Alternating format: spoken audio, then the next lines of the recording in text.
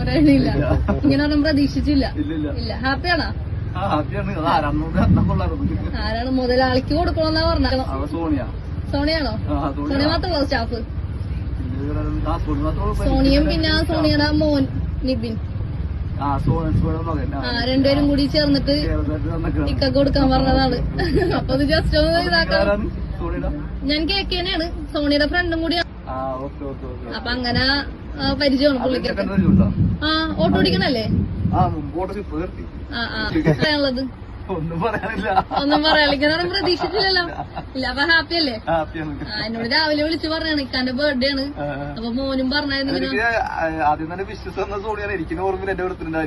ആണല്ലേ? അപ്പൊ അങ്ങനെ പറഞ്ഞു. അപ്പൊ ഇന്നാളെ ലീവാണോ? ആണല്ലേ? അപ്പൊ ഓക്കെ.